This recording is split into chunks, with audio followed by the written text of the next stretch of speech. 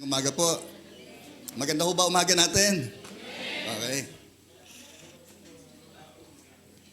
Every day is a blessing. Ano po?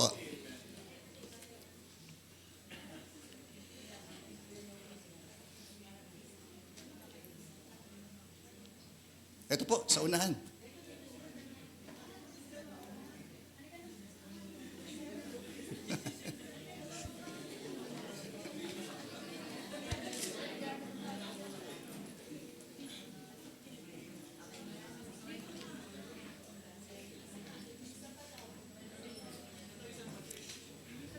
Pagka tayo sasakay ng jeep, gusto natin, again, nasa unahan.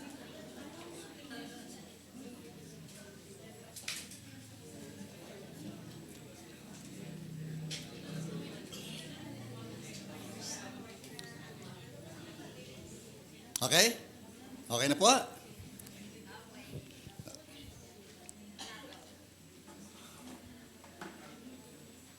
Sige, muli po tayong tumayo. Buksan po natin ating banal kasulatan dito po sa Ebanghelyo ni Juan, Kabanatang 3, ang talata pong 16. Very familiar verse po ito, no? Sa atin lahat.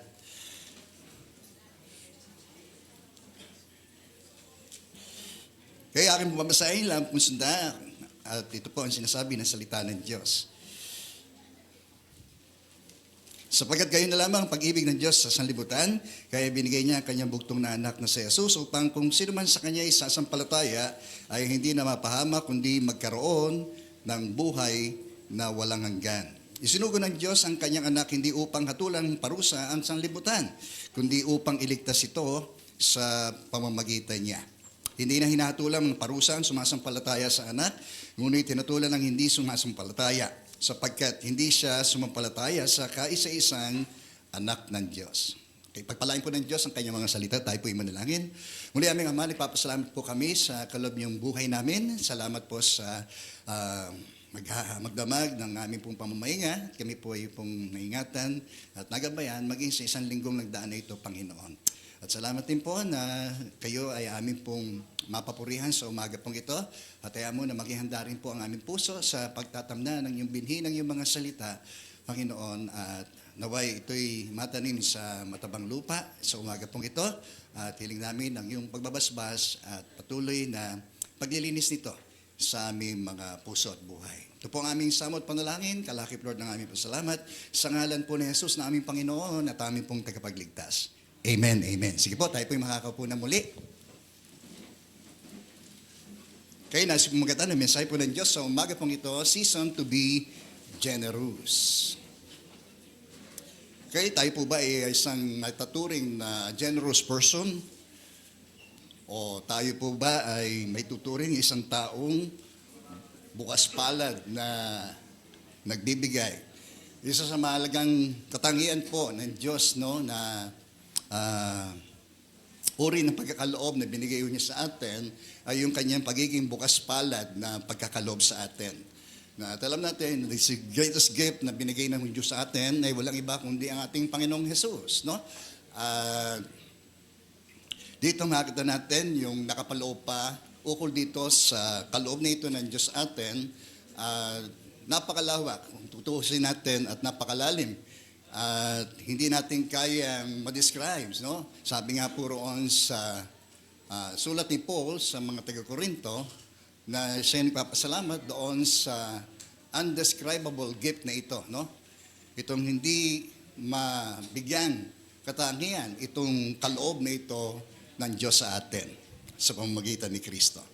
Okay? So sa nakaraang mensahe po ng Diyos sa atin, ito yung season din para tayo po ay maging mapagpasalamat.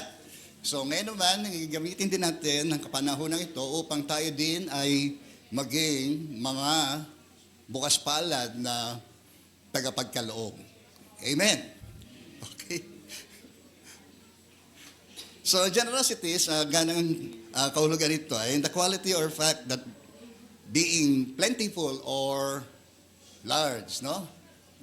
Though uri ng at katotohanan ng pagiging isang masagana o malaki. So, yan yung sinasabing generosity. ito ang dapat din ho natin maging attitude with regards to giving. Ano ho, sa ating pagkakaloob din naman, napakainam din na tayo rin ay maging bukas palad sa atin ng mga pagkakaloob. Okay? So, isa-isa mga mandato dito sa sinasabi dito sa 2 Korinto, Kabanatang 9, na talata 7. No, sabi rito, ito yung mandato na dapat daw ang magbigay ayon sa kanyang pasya. No? Kung paano ho tayo dapat magbigay, tayo bilang mga Kristyano, ay dapat daw po ay ayon sa sariling pasya. Ano pa? Sabi, maluwag sa loob at hindi napipilitan lamang sapagkat inibig ng Diyos ang nagbibigay ng may kagalakan. Amen. So a cheerful giver, no? Ang pagkaka-describe po roon, God delights a cheerful giver, no? Yung cheerful, galing sa salitang original na hilaros, no? O dito hinango yung katagang hilarious, no? Katawa-tawa, katuwa-tuwa. Okay? So, ganoon dapat, hindi tayo dapat maging grumpy o giver o yung tayo yung mapagreklamong tagapagkaloob. Kundi tayo po ay dapat maging masaya, no? Kung tayo po ay nagbibigay, lalo na sa pagkakaloob natin, sa aspeto ng ating pagkakaloob sa Diyos, dapat ay meron ho tayong ganung uri ng puso na masaya ang kalooban at hindi ho napipilitan lamang. Amen po. Wala na. Nagdating sa pagkakaloob, parang pakahirap ipangaral. Pero gayon pa man, no, ay meron naman tayong higit ng panundan ho natin, no, kapag tayo nagkakaloob. Sapagkat ang magiging batayan ho natin kung bakit din tayo dapat ay maging bukas sa palad sa pagkakaloob ay yung bukas palad na pagkakaloob ho ng Diyos sa atin. Amen po ba? Walalahanin natin ang Diyos ang unang nagkaloob ng pinakamainam para sa atin upang tayo din naman ay maghandog din naman o magbigay ng ganong uri ng paghandog at pagbabigay natin sa ating pong kapwa. Okay? Pangalawa, sabi rin doon sa Proverbs chapter 11, verse 24 to 25, ang tao daw pong mapagbigay. Sige, basahin natin, sabay-sabay. Ang taong mapagbigay ay lalong yumayaman, ngunit naghihirap ang tikom ng mga kamay.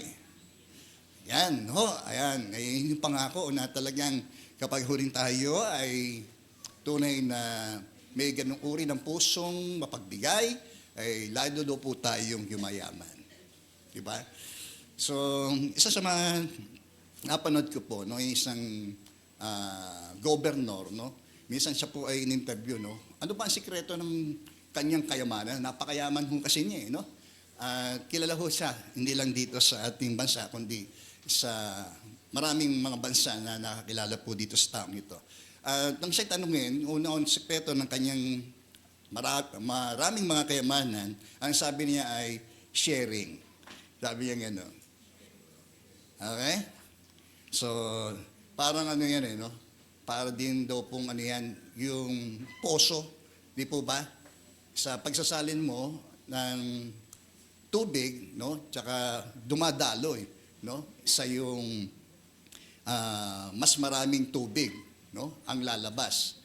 Doon sa mumunti mong ibinigay ay isang katutak ang tubig na lalabas. At habang yun ay pinapump mo, ay lalo naman, no, dumarami ang lumalabas.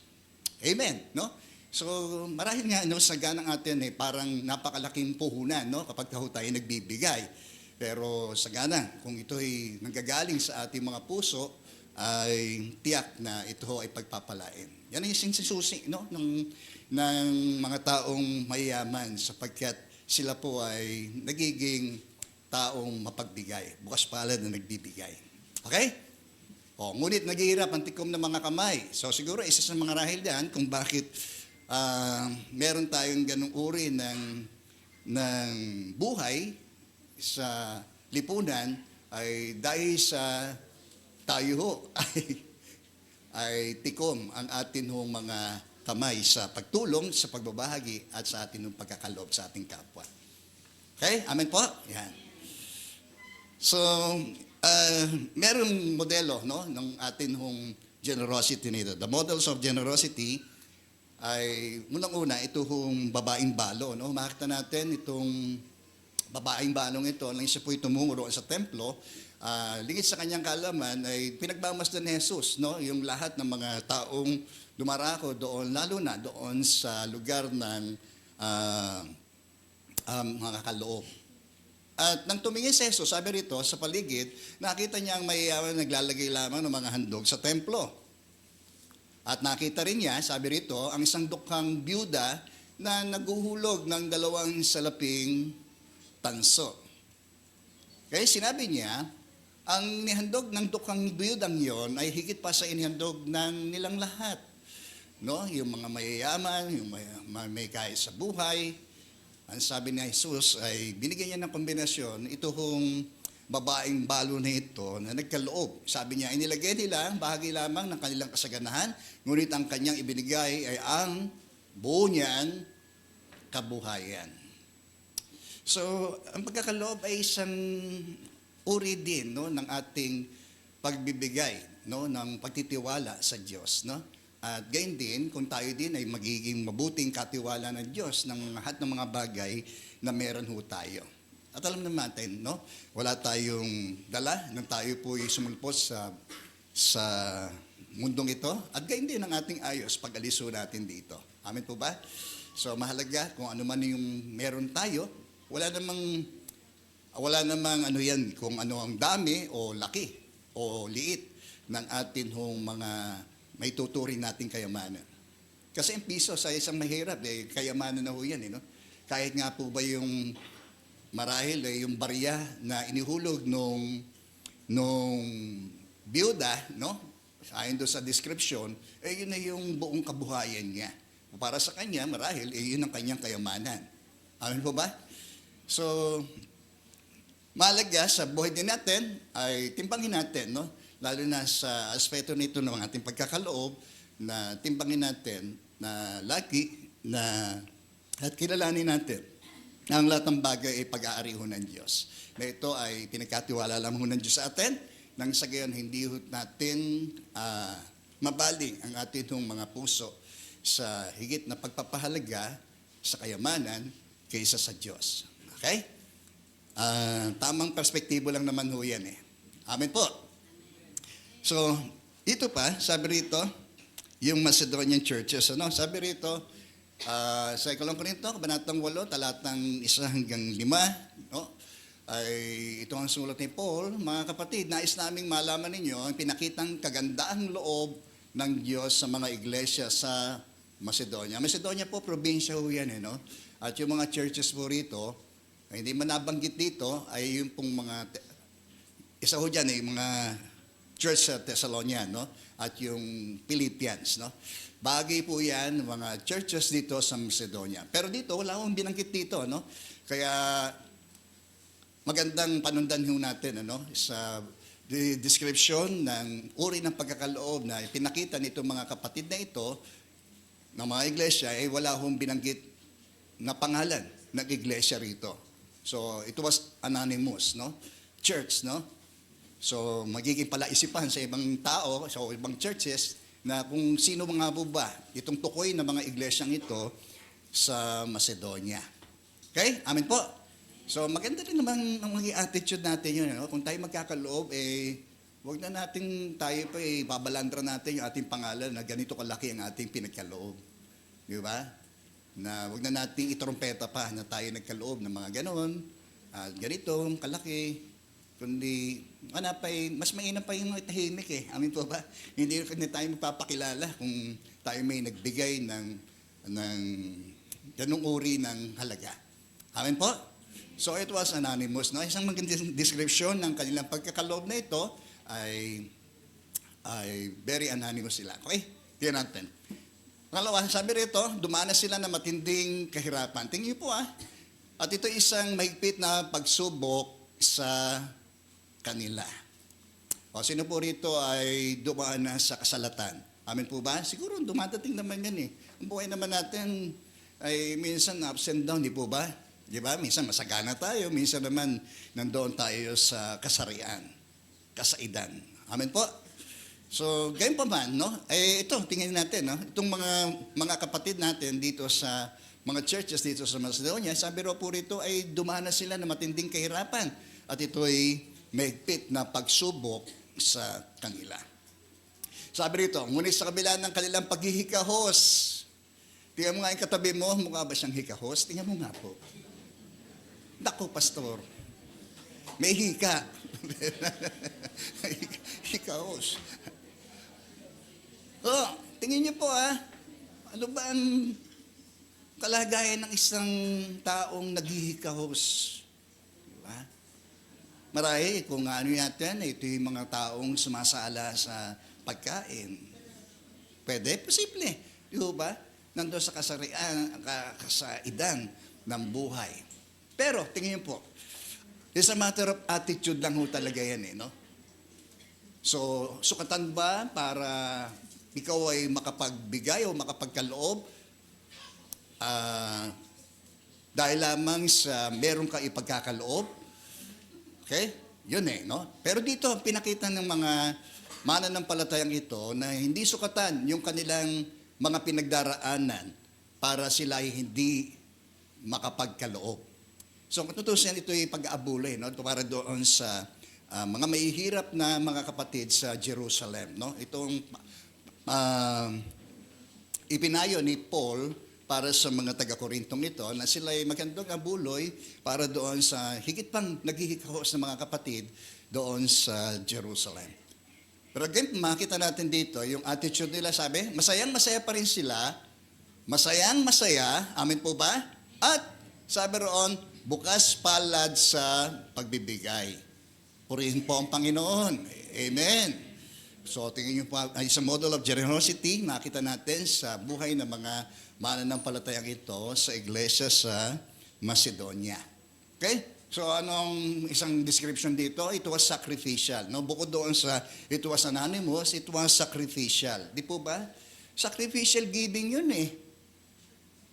Di ba? Yung para na lang sa kanila, ihahandog pa nila para sa kanilang kapwa. It was sacrificial. Amen pa? Purihin po ang Panginoon. So, gayon din ang ginawa ho ng Diyos sa atin. Ang uri ng pagkakaloob din ay binigyan loob ng Diyos sa atin sa magitan ni Kristo ay it was sacrificial. Amen po? So, gayon din, kung hinihingi ng sitwasyon ng pagkakataon, no matter na kung ano yung sitwasyon natin sa buhay, mahalaga kung merong mahigit na nangangailangan pa kaysa sa atin, ay huwag tayong magkatubili na magbigay, mag-abot ng tulong para sa naghihirap nating mga kapwa. Okay? Amen. So it was sacrificial and then it was voluntary. Yun maganda no? Hindi sila pinuwersa, no? Kundi sila ay sabi roon, ay tila parang sila ay nagboluntaryo, kusang loob. Isipin niyo po yun. Kusang loob silang nagbigay. Amen po. Hindi sila pinilit, no? Kusang loob na nagbigay sila, hindi lamang sa abot ng kanilang kaya, kundi higit pa. So sabi ni Paul, alam ko ito sapagkat, okay, sige, mahigpit nilang ipinapakiusap sa amin na sila bigyan ng pagkakataong, makatulong sa mga kapatiran na taga Jerusalem. O ganyan man ang ating attitude, lalo na sa mga nangangailangan. So mahigpit nila ipinakiusap sa amin na bigyan sila ng pagkakataong makatulong sa mga kapatiran sa taga Jerusalem. It was voluntary. Amen po ba? It was sacrificial. Yun mo, maaaring kakainin nila, ibibigay pa nila sa iba. Yung kanilang isusubo. Okay? So, ang attitude pa rin, yung masaya-masaya siya, it was a joyful giving. Di po ba? And then, it was, generous giving. Sabi doon sa, huli natin nabasa, bukas palad pa rin silang nagkakaloob. At yun magandang punto, no, na hindi sila naging tikom, no, lalo na sa pagbibigay nito ng tulong sa mga kapatid sa Jerusalem. Okay? Amen po? Yan. Nabay, masundan natin, no, itong kanilang uri ng kanilang naging pagkakaloob ng tulong sa kanilang kapwa. So, pangatlong bahagi, yung methods for motivating generosity. Ito yung paraan para patuloy tayong magbigay ng meron hong bukas palad. Una, reflect on God's gift to us. Di po ba? Magnilay tayo doon sa mga kaloob ng Diyos sa atin. Mapakahalaga ho niyan para magkaroon tayo ng ganung uri ng attitude towards giving, a generous giving, ay mag-reflect tayo doon sa mga kaloob ng Diyos sa atin. Isang magandang Old Testament example ay si David, no? Dito po sa Psalms 103, verse 1 to 5. Okay? Tingnan niyo po So personally, sabi niya, inutusan niya ang kanyang sarili, ang kanyang buong pagkatao. Nasabi rito, si Yahweh ay papurihan o aking kaluluwa. At lahat ng sa akin, magpupuri sa Kanya. Okay? Yung whole being, di po ba? No, yung body, soul, and spirit, no? Yung sinasabi ni David dito, no? Na akayin ito tungo doon sa pagpupuri at pagpapasalamat sa Diyos. So alam natin, nagpupuri ang isang tao dahil sa mga bagay na ginawa ho ng Diyos sa Kanya. Amin po ba? Sumasamba tayo sa Diyos dahil ito ang kapahayagan ng ating nung pag-ibig sa Kanya. Ibigin natin ng Panginoon Diyos ng buong puso, buong kaluluwa, pag-iisip at gayon din ng buong kalakasan. Yun ang uri ng pag-ibig na dapat nating iukol sa ating Diyos. Okay? Amen. So sa pagpupuri naman, dahil doon sa mga bagay na ginawa ho ng Diyos, at ito'y ginawa ho ni David. Nakita natin, no? Sa sangganang sa kanya, ay inutusan niya ang kanyang buong pagkatao na purihin ang Diyos. No? Sabi rito, sa tuwina, ang banal na pangalan niya. Banal ang kanyang pangalan. Purihin po ang Panginoon. Sige, sundan natin. Sabi, si Yahweh, papurihin o aking kaluluwa at huwag mong kaliligtaan mabubuti niyang gawa. Okay? Ano ho yun? Yung mga mabubuting gawa ho ng Diyos sa kanyang buhay. Sige, tuloy natin. Ang lahat ng kasalanay, tingnan niyo po ang lahat ng kasalanay, siya ang nagpapatawad. He forgives all my sins, no? Kaya nga noon, ay nasabi niya rin, mapalad daw po yung mga taong na ang kanilang mga kasalanan ay pinawalang sala na ng Diyos. Amen. So alam natin, nang nagiging batayan ng papawalang sala ng Diyos sa tao ay hindi doon sa pagsisikap na maging kalugod-lugod sa Diyos. No? Marami pa rin tao ang ganyan ang siste upang sa kanilang palagay ay ito ang paraan ng pagpapawalang sala ng Diyos sa kanilang mga kasalanan. Pero sa ganang biblical na paraan, no, na sinasabi ng Bible, na yung mga tao lang ay pinawawalang sala sa pamamagitan ng kanilang pananalig sa ating Panginoong Jesucristo. Romans chapter 3, binabanggit ito, aring matuwid na ang isang tao sa hindi batay sa kanyang pagsunod sa kautusan, kundi batay ito sa kanyang pananalig sa ating Panginoong Jesus. Amen.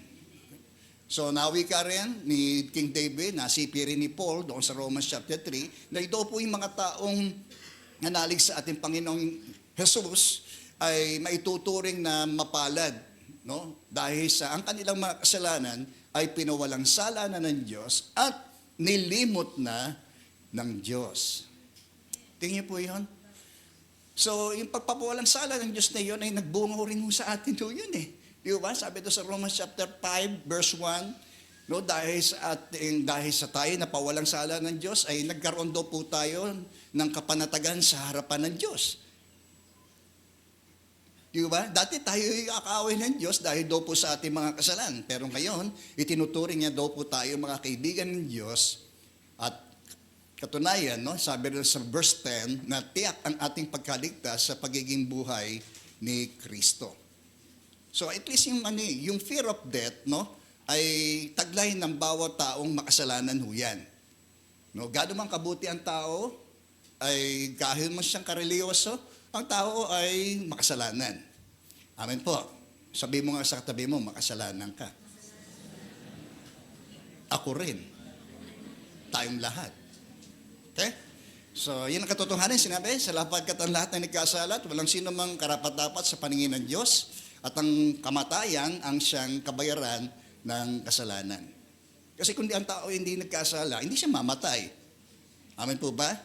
Tumatanda tayo, nangihina tayo, nagkakasakit tayo. Di ba? Ang tao, namamatay. Amen po ba?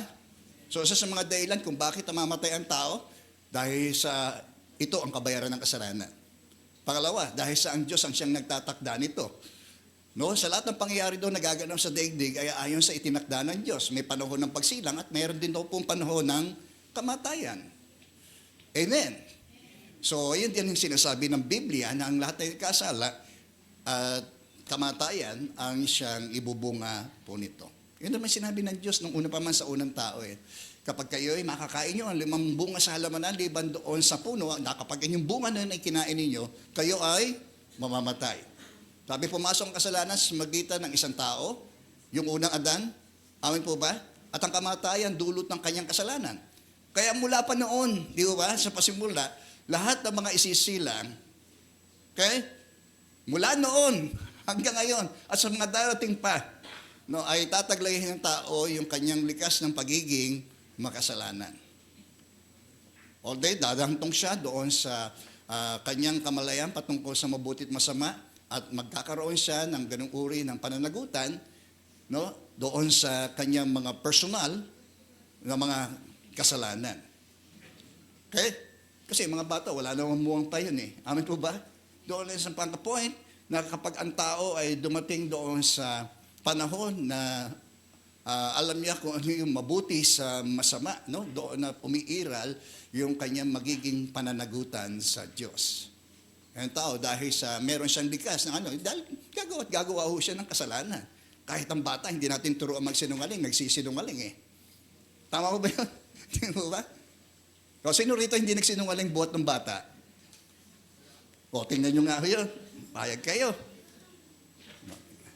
Di ba? May mga bagay tayong alam natin masama, pero bakit natin nagagawa? Bakit natin nasasabi? Ba't natin naiisip? Di ba? Dahil taglay rin ng tao yun. No? Buhat pa tayo isilang. At nung karoon tayo ng pagkamulat sa mabuti at masama, umiiral na ho yun. Okay? Amen po? Hindi po tayo. Kaya lang, iba, hindi, dahil sa ating pagka-ignorante, no? At kamangmangan, hindi natin alam kung bakit nagagawa ng tao mga bagay na yun na hindi niya dapat gawin. Di ba? Kahit si Paul, sinasabi niya, kahit si mananampalataya, may mga bagay akong gusto kong gawin na mabuti, pero hindi ko magawa. At yung masamang hindi ko ibig, yung aking nagagawa. Di ba? O sino umiiral noon? Yung doon sa loob. Ha? Amen. Pero salamat, no? Na itong pagpapawalang sala ng Diyos sa tao sa pamagitan ni Kristo, no, ay isang kagandahang pagpapala ng Diyos atin, biyaya, na kung saan na hindi sa anumang pagsisikap ng tao, kasi hindi kaya ng tao. Ha? Sa labis na karupukan ng tao. Di ba? Hindi niya kaya, no, na pagtagumpayan ang kasalanan ito. Kahit na po may bubunungan ito na the greatest enemy of man, which is death, hindi niya kayang pagtagumpayan ito. At isa lamang ang tunay na nagtagumpay laban sa kasalanan, sapagkat alam natin, si Jesus, bagamat siya ay naging tao, hindi ho siya nagkasala. Amen po. Yan, isa lamang katangi-tangi na tao o nagkatawang tao na hindi ho nagkasala. Okay? So ano sabi ni David? Ang lahat ng mga kasalanan niya do po ay ang Diyos ang siyang nagpapatawad. Okay? So tayo man, no, sagana ng ating tayo po yung mga anak na ng Diyos, no? Alam natin, nung tayo nagsimulang sumampalataya sa ating Panginoon sa Kristo, doon na nagsimula ang pagpapawalang sala ng Diyos sa atin. At dahil yung binunga ho noon, nagkaroon tayo ng kapanatagan sa harapan ng Diyos. Na anumang oras na maaaring tayo kunin ng Diyos, no? At dalhin ho tayo ng kamatayan, ay tiyak na meron ho tayong kapanatagan na makaharap ho tayo sa Diyos.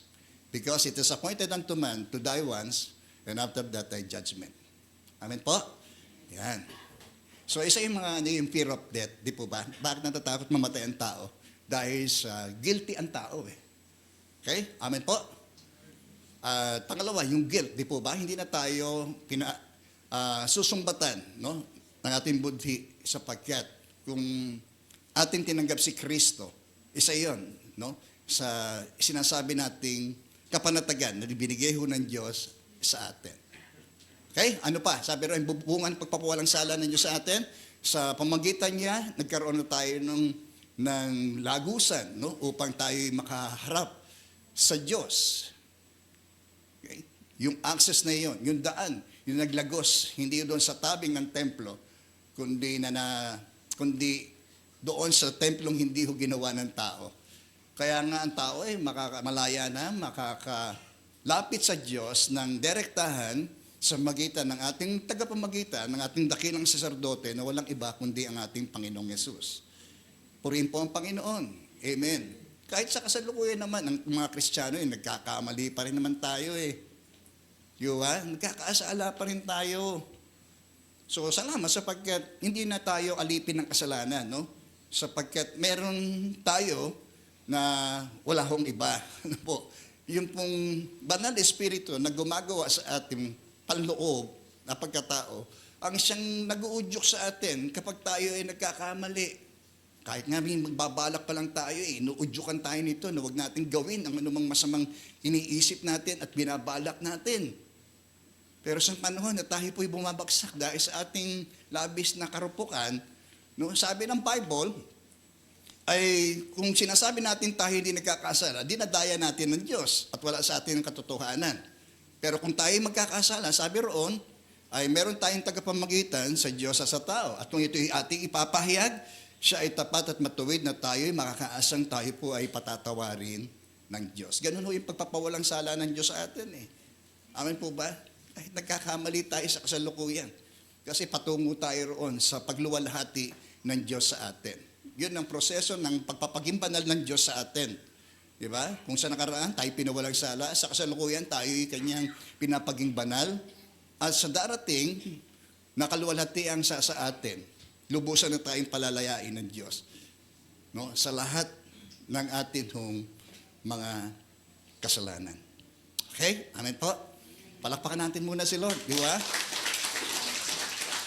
So, sabi rin doon, at ang anumang aking sakit, ginagamot niyang lahat. Purihin po ang Panginoon. So, hindi lang yung sa spiritual sickness ng tao, yung kasalanan. Ano po? Maging sa ating mga physical na mga karamdaman. Isa sa mga bagay na ginawa rin ho ng Diyos sa atin nung siya po ay mamatay, no?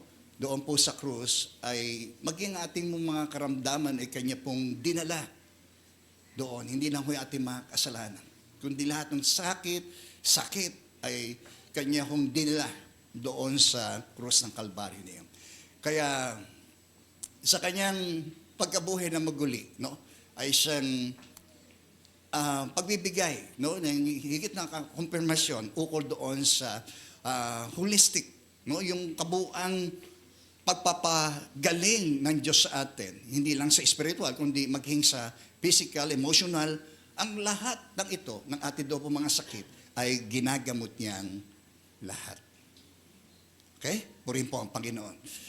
Kaya siya sinabi, sa kanyang mga latay, tayo daw po ay mga nagsigaling sa atin daw pong mga karamdaman. Purihin po ang Panginoon. Lupa, sabi roon ni King David, sa bingit ng kamatayan, ako ay, inililigtas. Purihin po ang Panginoon. At pinagpapala ako ng pag-ibig niya at habag. Tingin niyo po yan, napakainan. Yun, magkaroon tayo ng ganong uri ng personal at malalimang ugnayan sa Diyos sa pamagitan ni Kristo. So kaya nga dito natin nararanasan di po ba? Na hindi natin ganong maipaliwanag kung ano yun. Di ba? Kapag na-experience natin yung bagay na yun, na hindi mo mawari kung anong klase, uri ng pag-ibig na yun at habag na yun sa atin. Okay? Amen po? Kaya nga sabi ni Paul, thanks be to God for His undescribable gift. Purihin po ang Panginoon. Kaya very specific yung grace na yon, no, na kung saan ang tanging mga mananampalataya lamang ang nakakasumpong at nakakaranas ng ganung uri ng karanasan. Di ba? Kakaiba. Amin po ba? Yan ho, ang iba ho talaga yung Jesus ng kasaysayan kaysa doon sa Jesus ng karanasan. Purihin po ang Panginoon. Tuloy natin, no? So sabihin ito, sa sarili, ang dulot niya ay ano? Kasiyahan habang buhay. Masaya ka ba? Sabi mo nga sa katabi mo, masaya ka ba? Okay. So, hindi nakasalalay kung ano yung, sa ano ang nagbibigay sa atin ng kasayahan. Amin po ba? Kundi kung sino ang nagbibigay sa atin ng tunay na kasiyahang ito. Yeah. Okay? So, si David, na-experience niya kasi yun eh. At the same time, na tayo rin ng mga mananampalataya sa makabagong kapanahunan, the same thing, no? Dahil ang Diyos na tinanggap ni David, amin po ba? Yung Diyos na nagbibigay ng karanasan ng ito sa kanyang buhay, is the same God na atin hong tinanggap. Okay? Lakas ko ay sabi rito, lakas ng kabataan, katulad ng sa agila ang taglay kong kalakasan. Okay, tuloy. So, pangalawa, para i-motivate tayo na ukol dito sa generosity ay i-remind natin yung ating mga sarili sa kanyang mga pangako. Amen po? Always remind. No? Kaya nga tayo sa pagbabasa natin ng kanyang mga salita, talagang natin ipipersonalize ito. Okay? I-meditate natin. Yung ibig sabihin na meditation, personalizing. No? Pinipersonal natin yung pong sinasabi ng salita ng Diyos. Kaya sabi rito, ang taong matulungin. Tingnan nyo po sabay-sabay tayo. Ang taong matulungin, gana ang pamumuhay, at ang marunong tumulong ay tiyak na tutulungan. Oo. Yan. Pangako ng Diyos yan. Amin po ba? Sabi, yung pagtulong sa mahirap ay parang pagpapautang natin sa Diyos at ang Diyos ang magbabayad nun. Tingnan niyo po yun. Amen. So dito lang, ang gandang prinsipyo ho niyan. Ang tao daw pong matulungin, sasagana ang pamumuhay. Baka naman tayo, kaya hindi masagana ang pamumuhay natin dahil ano tayo? Ano tayo? Maramot. Kuripot. Belekoy. So, ang marunong din tumulong daw po ay tiyak na tutulungan. Okay? So, example na talagang may isang kwento tungkol doon sa isang tinulungan niya yung isang pulubi na later on, itong pulubing ito ay umunlad ng buhay. Naging masagana ang kanyang buhay. Pero hindi niya makalimutan yung tao na yun na tumulong sa kanya. Ngayon, dumating yung panahon na itong tumulong sa kanyang ito, ay nung tumanda, siya naman ay naghihirap. Minsan sa kanyang pananalangin, itong dating pulubi, ay ipinaalala ng Diyos sa kanya itong taong ito. At alam niyo po ba, hinahanap niya itong taong ito na minsan siya tinulungan, no, na ngayon ay meron hong matinding pinagdaraanan sa buhay. Na wala ho yung mga kaanak, ay tinakwil ho siya, no, at wala hong tumulong ho sa kanya. At nangyari, ay inabot niya. No, itong taong na dating niya tinulungan, ay siya naman ngayon ang siyang umaruga at tumulong dito sa matandang ito. Amin po ba? So, minsan suklian lang din ho yan, di po ba? Hindi man yung maaring mga taong natulungan natin, kundi yung mga iba pang mga tao na maaring may kaugnayan doon sa mga taong tinulungan natin, okay, ang siyang aabot ng tulong sa atin sa panahon na meron po tayong pangangailangan. Okay? So, yung mga istoryang gano'n, no, na minsan ay nagiging katotohanan sa atin, no? Itong pangako na ito ng Diyos na ito, na ang taong matulungin, sasagana ang pamumuhay, at ang marunong tumulong ay tiyak na tutulungan sa panahon na kailangan niya ng tulong. Purihin po ang Panginoon. Dahil meron siyang itinanim, meron din siyang aanihin. Okay? Batas ng pag-aani rin ho yan, no? Okay? Purihin po ang Panginoon. Next, alalahanin natin, no, ang ang ating mga sarili ukol sa mga pangako ng Diyos at suriin natin. Pangatlo, sabi rito, magbigay kayo at kayo ay bibigyan din. Pustong takal, siksik, liglig at umaapaw na ibibigay sa inyo sapagkat ang panukat na ginamit ninyo sa iba ay sa ring gagamiting panukat sa inyo. Okay? So, i-remind natin ating mga sarili tungkol dito sa pangako na ito ng Diyos. Okay? Pangatlo, i-examine natin ang ating mga puso. Psalms 139, si David din ang sumulit do, 23 to 24. Ito ang sinasabi. Andiyan po kayo? Okay, o Diyos, ako'y siya sa atin. Alamin ang aking isip. Subukin mo ako ngayon kung ano ang aking nais. Alam niyo kapag meron tayong ganung pagsasaliksik ng ating puso sa harapan ng Diyos, no, ay magiging bukas tayo sa lahat eh. O, totoo yan. No, maging sa aspeto ho ng atin nung pagbibigay. Okay? So, ganyan din, no? Yung first church, maalala natin, nagkaroon din ng ganung uri ng extreme generosity sa bawat mananampalataya. Sabi, hindi itinuring ng mga mananampalatayang ito ang kanilang mga arian, kundi para sa lahat ang kanilang mga ipinagkaloob. Tingin po yun. So, isang mamabagay na nagagawa ho ng Diyos sa buhay ng isang tao. Okay? Amin po ba? Marahil dati rin tayong kuripot eh. Ngayon, natuto tayo maging mapagbigay. Amin po ba? Dati sakim tayo. Ngayon ay nagiging bukas palad po tayo. Okay? O, pang-apat na bahagi. O, kung ako hindi tapat, ito yung nababatid sa buhay na wala hanggan, samahan mo at ihatid. Bahagi pa rin ho yan nung to remind ourselves, no, and examine our heart. Okay? Okay, pang-apat na bahagi, yung majestic model of generosity. Diyan ba kayo? Alam niyo po ba kung sino ito? Okay, the majestic model of generosity. Siyempre, majestic eh. Walang iba kundi ang Diyos. Okay? So, yung puso, patil tayo dito sa puso ng ating binasa kanina na ukol sa dakilang pagkakaloob na ito ng Diyos sa atin, sa bukas palad na pagkakaloob na ito ng Diyos sa atin. Okay, umpisa natin. For God, Amen. The omnipotent God, ang makapangyarihan Diyos, siya may ari ng lahat ng bagay. Siya ang makapangyarihan Diyos, ang siyang nakababatid din, the omniscient God, nakaalam ng lahat ng bagay. Amen? And the omnipresence God, siya ang Diyos na nasa lahat ng dako. Then, dinescribe dito sa talatang ito ng John chapter 3, verse 16, He was the greatest giver. Amen? Parang ayaw natin paniwalaan. He was the greatest giver. Amen. So, ngayon ang pinaka-makita natin punto roon, no, ng biyaya at kakaloob ng Diyos sa atin. Okay, so love, it was the greatest motive. Kaya, gayon din tayo, di ba? Sa nais ng Diyos na yung kung tayo nagbibigay, nag-extend tayo ng tulong, yun ay dahil sa motibasyon ng pag-ibig natin sa ating pong kapwa. Okay?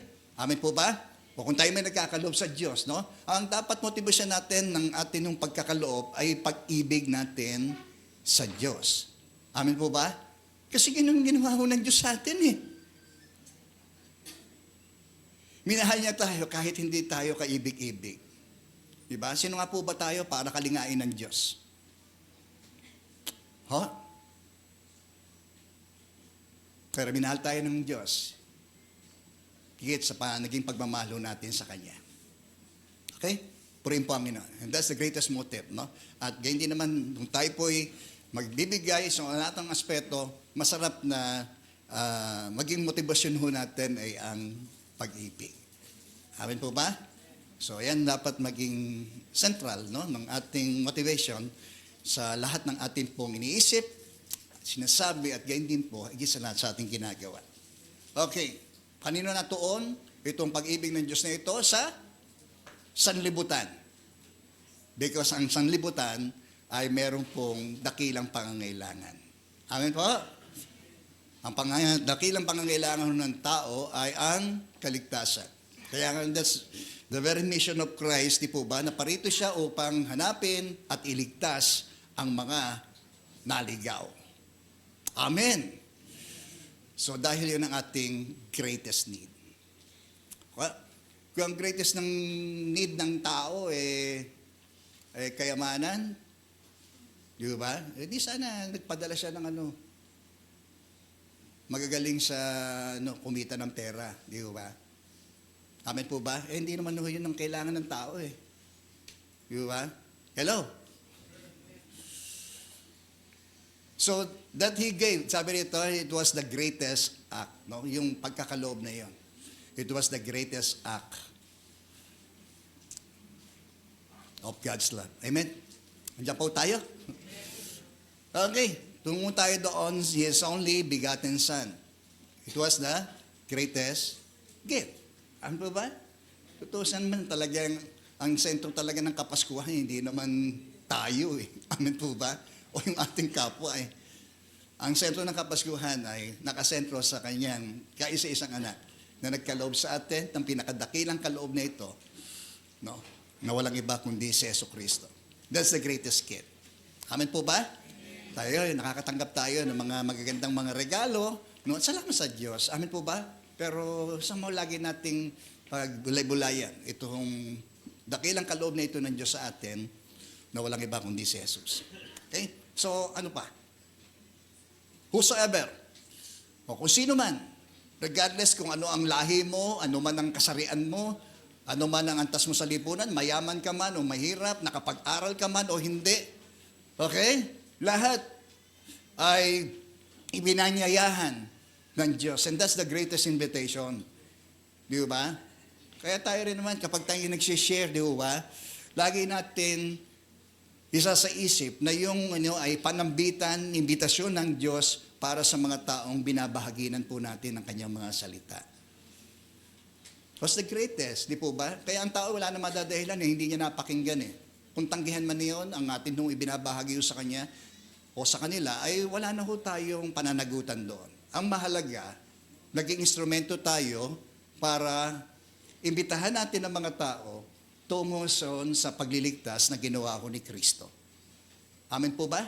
So yan ang magandang magagawa ho natin ngayong Pasko na ito. Di ba? I-share natin si Jesus. Amen po ba? At nung hindi dahilan kung bakit po siya isinilang.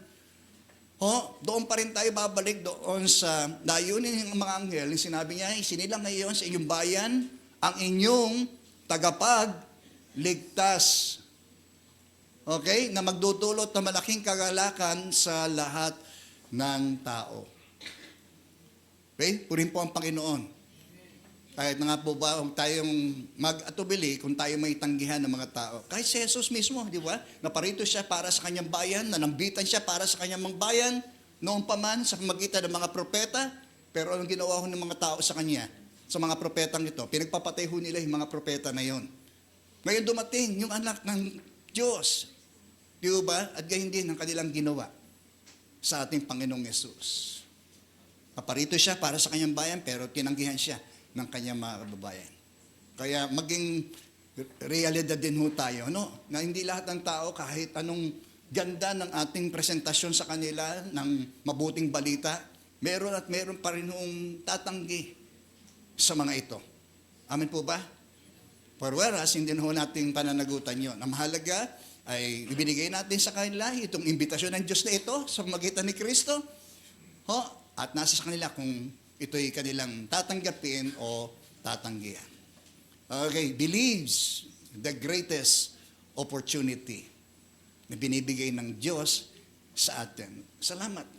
Nung tumanahon na kung saan ay nangusap ang Diyos sa atin, nag-imbita ang Diyos sa atin sa pamagitan ng mga taong kanyang ginamit para mapakinggan natin yung mensahe ng Ebanghelyo na yon.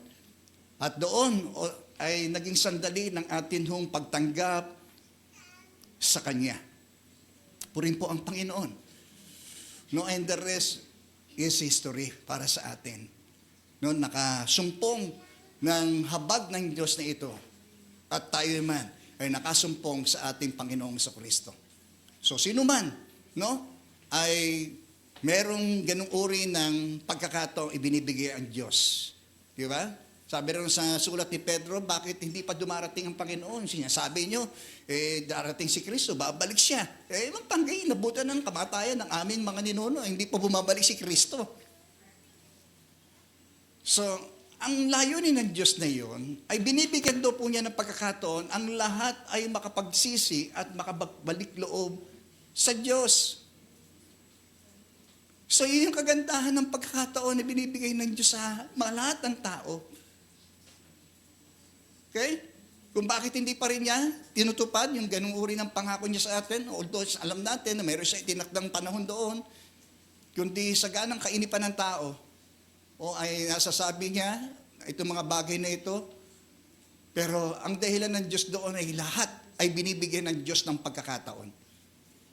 Tulad natin, binigyan tayo ng pagkakataon ng Diyos para tayo makapagsisi at makapagbalik loob sa Kanya. Ganun din sa iba. Sa iyong mga sa buhay, kaibigan, kasama sa trabaho, no? Sa mga taong may encounter ho natin, amen, lahat ay binibigyan niya ng pagkakataon. Pero alam natin, may katapusan ang mga pagkakataong ito. May sinasabi ng Bible sa Matthew chapter 24, kapag daw po yung mabuting balita ay naipangaral na sa lahat ng bansa, saka daw po darating ang wakas ng panahon. Kaya wala ang tao, wala na madadahilan na hindi niya napakinggan. No, yung pagkakataong mapakinggan niya ang mabuting balita ng pagliligtas ni Kristo. No, itong kapanahonan ito, no, laganap, lalo pang ito ay nagpapatindi doon sa mensahe ng Diyos na ito ukol doon sa magandang balita ng pagliligtas ni Kristo. Amen po? Maaaring ikaw, kapatid, ay pagkakataon na yun, kaibigan, na mapakinggan mo ngayon itong mensahe ng pagliligtas ni Kristo upang bigyan ka na maaaring kauli-huli ang pagkakataon para tanggapin mo siya sa iyong buhay bilang iyong tagapagligtas at Panginoon ng iyong buhay. So baka maaaring mahuli na ang lahat para sa atin. No? Hindi ko sinasabi mamatay kayo. Pwedeng mangyari ho yun eh. Amen po ba? Pero lahat ay ibibigay ng Diyos. Kahit yung magnanakaw, di po ba? Yung nasa tabi ni Jesus, tapos sila binigyan ng opportunity ng Panginoon. Kahit doon sa mga last minute ng buhay nila. Di ba? Although yung isa ay nireject si Jesus. Di ba? Sabi ko, ikaw ang anak ng Diyos, iligtas mo na kami, pati na sarili mo. Okay? So, asahan din natin sa mga tao rin na maaari nating sharean patungkol kay Jesus. Di ba? May mga taong tatanggi at tatanggi pa rin. Okay? Amin po ba? Pero sabi ng isa na talagang ni-receive naman si Jesus, amen po ba? Hindi mo nalalaman yung sinasabi mo sapagkat tayo mga makasalanan. Nagkasala tayo, marapat lang tayong parusahan. Pero ang taong ito hindi nagkasala.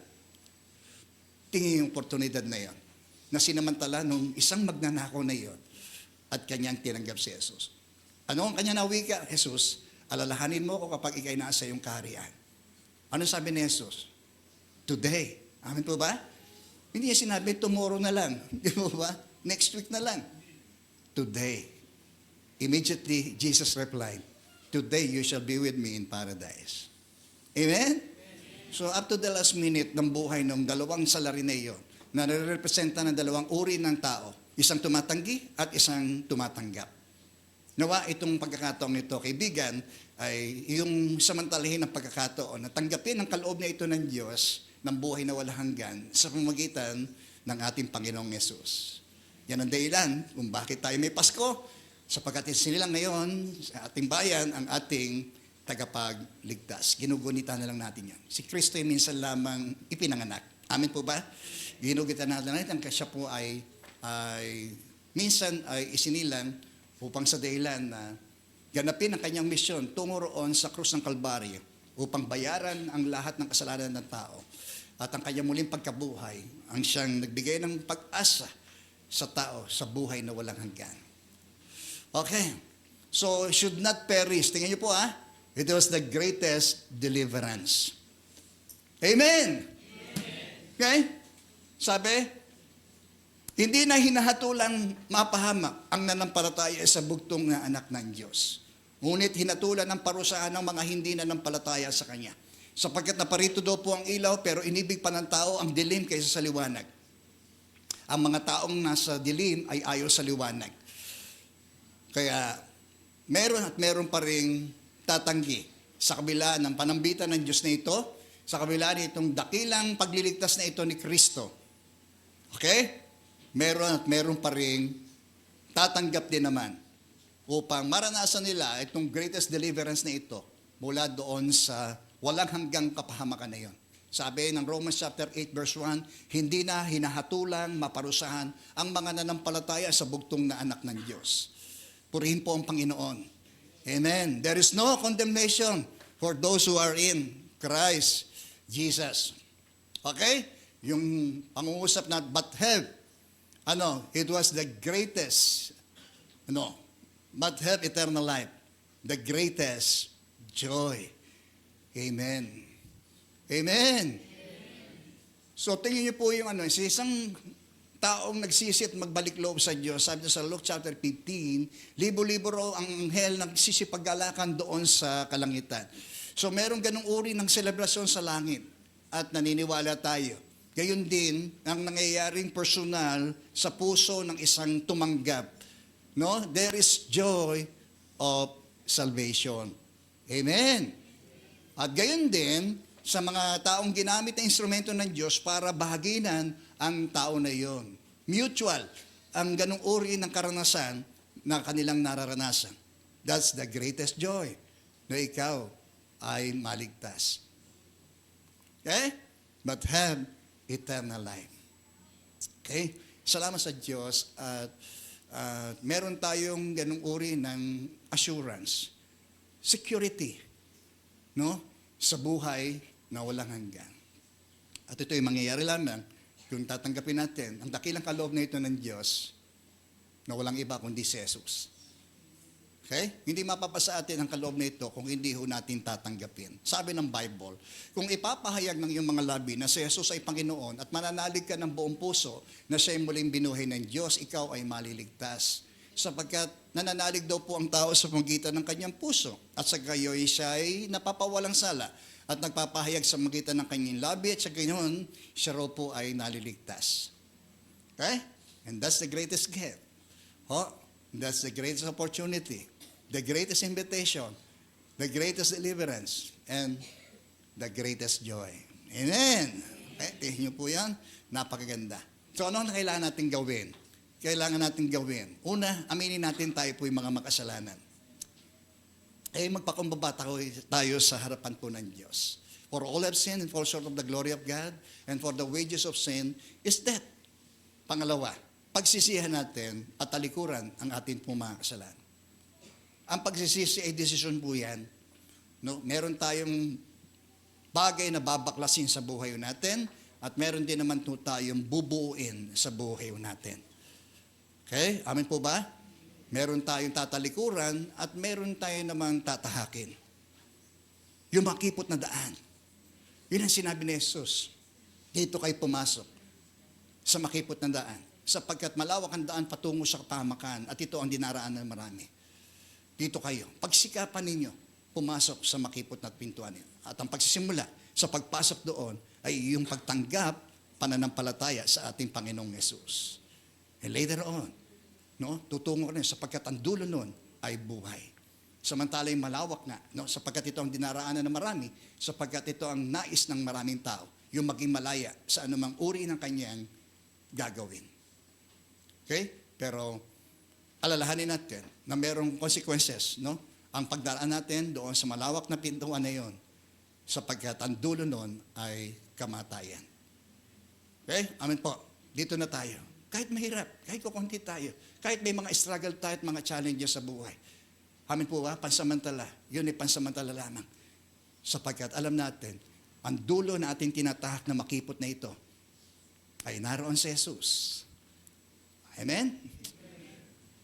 At ang buhay na kanyang inilaan para sa mga taong doon tatahak. Okay? Pangatlo, hindi lang natin pagsisihan, kundi ating tanggapin ang kaloob ng Diyos na ito sa pamamagitan ni Kristo. Ang pananampalataya sabi ay galing sa puso ng tao. Yun ang higit na mahalaga sa mata ng Diyos. Okay, ako po'y mananalangin. Tayo po'y manalangin sa oras na ito. At kung yan ang iyong maaaring pagpapasya sa umagang ito, kaibigan, at gusto mo makatiyak ng iyong buhay sa pangwalang hanggan. Ito ang higit na paanyaya ng Diyos sa iyo na tanggapin mo ang kaloob na ito sa pamamagitan ni Jesus. At kung yan ang nais mo sa umagang ito, manalangin ka sa iyong kinalulugaran at naway maging taimtim sa iyong puso at sabihin mo ang panalangin ito. Panginoong Jesus, lumalapit po ako sa iyo bilang isang makasalanan. Patawarin mo po ako sa lahat ng aking mga nagawang pagkakasala. Panginoong Jesus, sumasampalataya ako na ikaw ay namatay upang ang aking mga kasalanan ay mabayaran. Gayon din ng Panginoon, ako'y nananalig na ikaw ay muling nabuhay mula sa mga patay upang ako'y magkaroon ng pag-asa sa buhay na walang hanggan.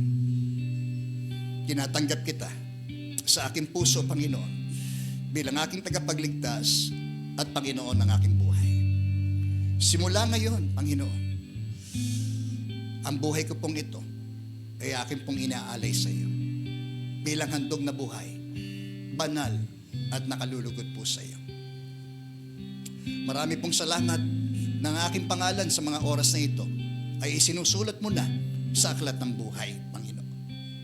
Salamat sa kasiguruhan, salamat sa katiyakan, salamat sa buhay, Panginoon. Ako lang pong manalangin, dakilang Diyos, muli po kaming nagpapasalamat sa Panginoon. At naniniwala kami ito ay isang paraan po ninyo, Panginoon, para i-refresh sa amin, Panginoon, ang tunay na dahilan kung bakit merong Pasko, Panginoon. Dahil sa ganung uri ng pagkakaloob po ninyo ng bukas palad sa amin, sa pamamagitan po ng aming Panginoong Yesus, nagkaroon kami ng buhay at pag-asa sa buhay na walang hanggan. At salamat po, Panginoon, at ang aming pagdiriwang nawa na ito ay patuloy nawang matuon, Panginoon, sa iyo at hindi sa mga bagay na nasiyahan, Panginoon, na dulot ng kapanahunan ito. Kundi ikaw, Panginoon, ang sentro ng aming pagdiriwang. Purihin ka, Panginoon. Salamat po aming Ama at pagpalain po ninyo, O Diyos, ang iyong mga anak at hiling ko po na patuloy na hindi lamang sa ganitong kapanahunan, Panginoon, sapagkat ang kapanahunan ng Kapaskuhan ay lilipas, kundi sa amin na mga sumampalataya sa iyo, Panginoon. Naway sa araw-araw ng buhay po namin, Panginoon, ay maalala namin na minsan isinilang ang aming tagapagligtas. Yun ay amin hong patuloy na pakakalimihin, Panginoon, pahalagaan po sa aming buhay. Panginoon, may dahilan kami para higit namin ipagdiwang ang panahon pong ito, Panginoon, ng Kapaskuhan. Sapagkat tunay nga kami ay nakaranas, Panginoon, hindi lang namin napakinggan, kundi mismo personal namin naranasan ang iyong pagliligtas, Panginoon. Pinupuri ka namin, niluluwalhati ka namin sa mga oras na ito, at patuloy namin binabalik sa iyo ang lahat ng papuri at pasalamat sa ngalan po ni Jesus na aming Panginoon at aming pong tagapagligtas. Amen. Amen.